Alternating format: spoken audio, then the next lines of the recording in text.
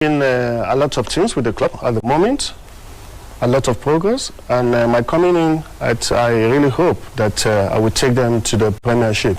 And apart from taking them to the Premiership too, we need to make a lot of, we need to fill some spaces. We need to get some new players, and then we need to get some youth from the villages. That's very important because it's all about the youth.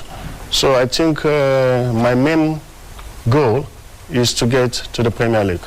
Your main goal is to get to the Premier League. You actually did that with the conference Queen of now and Kada City. Bro, with your wealth of experience in the development of football generally, I want us to talk about the development of football, of women's football generally in Nigeria. With your wealth of experience in football, how do you think Nigeria can transform this women's football in Nigeria to another level? We are taking it out of honey badgers right now. That is a way to start, yes. But what can be done to better women's football in Nigeria? Yeah, I think the first and foremost, we need to get a sponsor. Sponsorship is very, very important because some of the league have been played without sponsor, and then it's difficult for the clubs. We have private clubs, just like Honeybag just now. Then we need money to be pumped to the clubs, and while playing the league, we need to get something.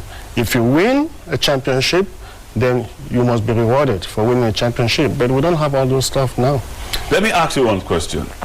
Perhaps if you happen to be a potential sponsor, will you put your money into something you don't know about? My question is, shouldn't the government, I mean the people running Nigeria football, at least front something first before, something that a sponsor will see for he or she to be confident that, okay, if I put my money here, definitely I'll be getting returns. Exactly. Right now, if you look at our league, is nothing to write home about. If you happens to be a potential sponsor, would you put your money in that kind of a thing? Well, actually, I won't put my money. So how do we... And that is the reason why we're saying we need to have a structure. And what is a structure? We need to have a structure. We pay the players very well, though it's not the league that have to pay the players.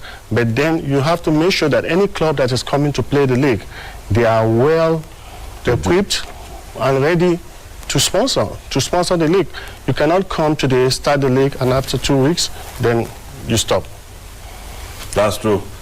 Let's talk about the Flying Antelope Flying Officers Cup, which is coming on in October. It is another way to develop the women's football. How well can we harness the potential of this tournament? We know this year's edition will be featuring so many teams, including teams outside Nigeria.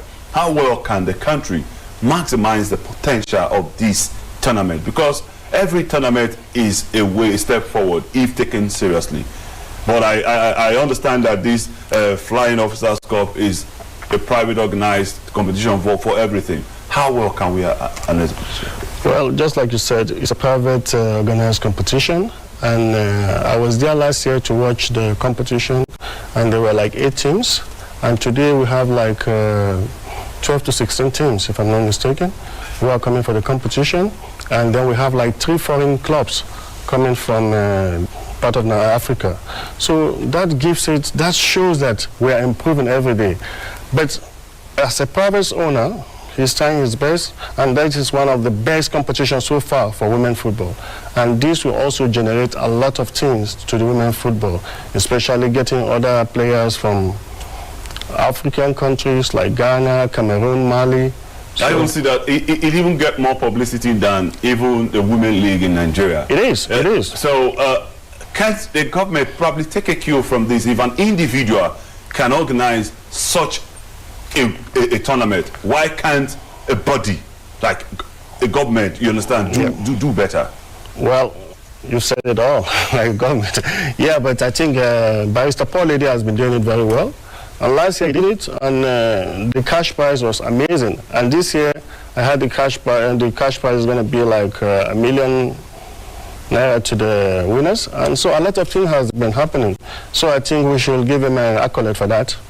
And we hope that the government will look at that, and then they will try to emulate him and do something better. we just hope that the government will definitely emulate Vice Paul Eder, who has been the sponsor of that particular tournament.